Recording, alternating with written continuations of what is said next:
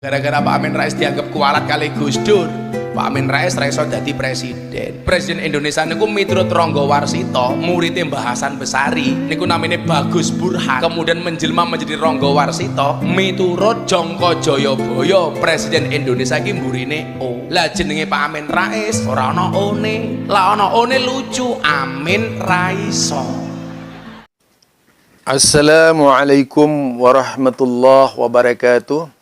Alhamdulillah Rabbil alamin wal aqibatu lil muttaqin wala udwana illa 'alal zalimin kal mubtada'ati wal musyrikin.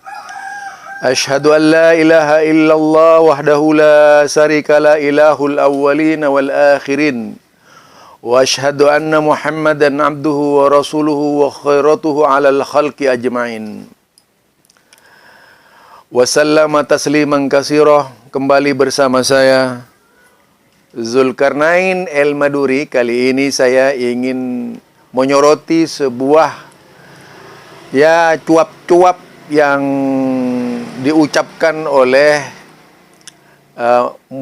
siapa namanya, Gus Miftah ya. Sebut Gus Miftah.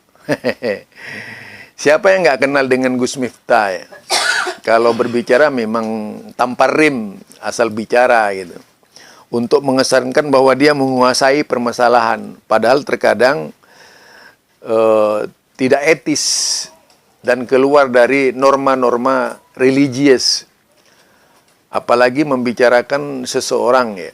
Jelas seorang tokoh, jelas itu hanya berangkat dari ketidaksukaan alias kebencian.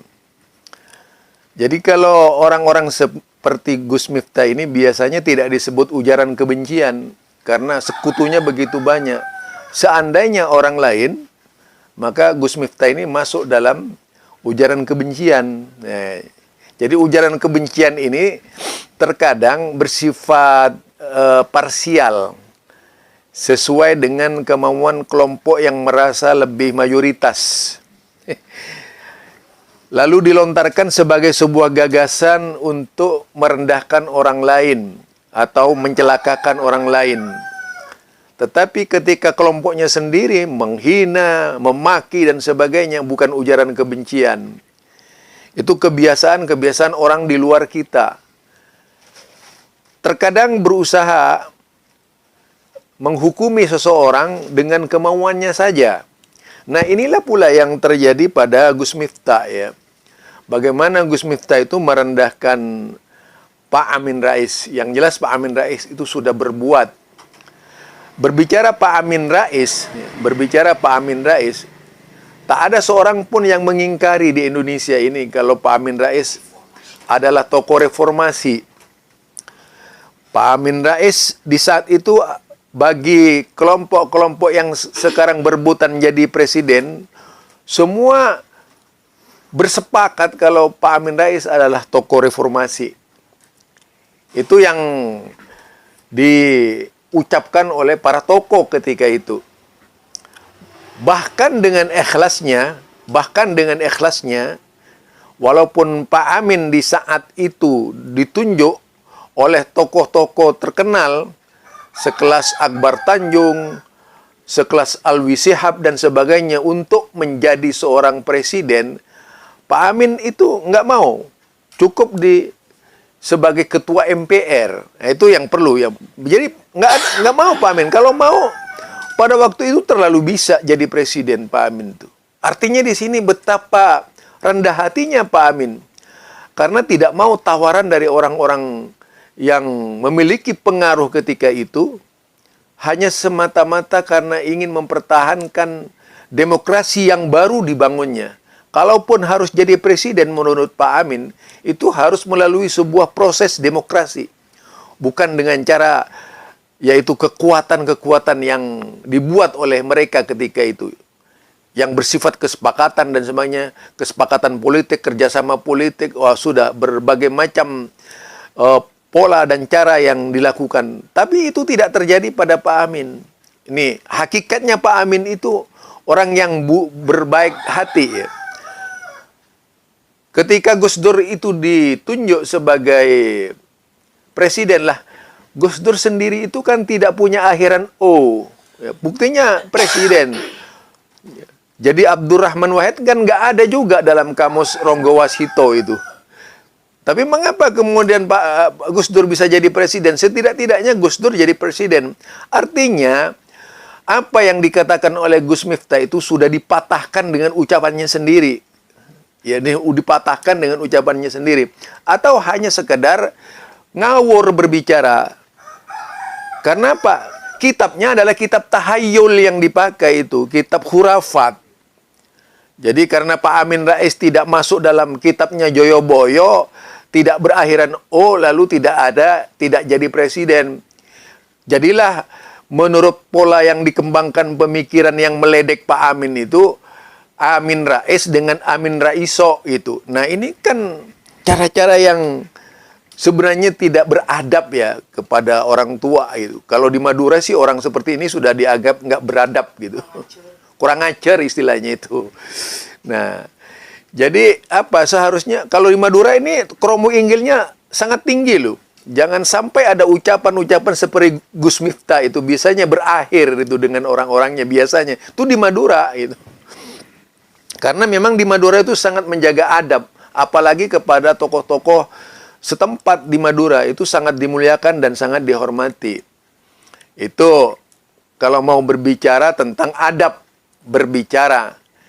Jadi kalau kemudian seorang Gus Miftah masih diikat dengan keyakinan-keyakinan Ronggo Wasito berkaitan dengan kitab Joyoboyo tentang Notonegoro, itu sama saja dengan produk-produk tahayul yang tetap saja masih dipelihara. Dalam kamus politik itu tidak berlaku. Ya, dalam kamus politik SBY misalnya, itu kan tidak berakhiran. Kemudian kalau kita lihat berakhiran dengan O, Gus Dur itu berakhiran dengan O atau enggak? Kan enggak. Lah kemudian Megawati itu presiden juga kan pernah jadi presiden, tidak berakhiran dengan O. Jadi rumusan Ronggo Wasito itu atau Joyoboyo itu sangat tahayul sekali. Di abad sekarang ini kalau masih ada orang yang berwawasan tahayul, ya jelas itu bagian dari cara-cara menyesatkan banyak orang ya. Menyesatkan pemahaman-pemahaman politik. Bagaimana seorang yang berpikir demokrasi tapi cara berpikirnya masih kolot gitu. Bagaimana cara orang yang selalu mengagung-agungkan demokrasi ternyata pikirannya masih alot. Ya tentu saja itu bukanlah sebuah akhlak yang baik yang ditunjukkan oleh Gus Miftah. Jadi apa yang ucapan yang dikeluarkan oleh Gus Miftah tentang Pak Amin Rais tadi jelas sekali tidak menunjukkan etika seorang muslim yang baik. Terlalu kental dengan politik juga di samping sangat kental dengan keyakinan-keyakinan yang tidak datang dari Islam. Jadi Gus Dur itu tidak ada berakhiran O di situ. Megawati juga tidak ada berakhiran O. Dan ternyata hanya beberapa presiden saja yang kemungkinan akan muncul. Presiden sekarang ini misalnya seperti ada 3 calon presiden, ada Anies, ada Ginanjar, ada siapa namanya, satunya itu siapa? Nah, 3 presiden ini tidak berakhiran O ya. 3 presiden ini, calon presiden. Jadi salah-salah lagi itu dari buku ramalan yang ditulis oleh Joyoboyo, yang ditulis oleh Ronggo Wasito. Berarti memang buku tahayul itu. Buku perdukunan yang tak layak jadi pedoman di dalam berdemokrasi. Itu saja dari saya, Zulkarnain El Maduri.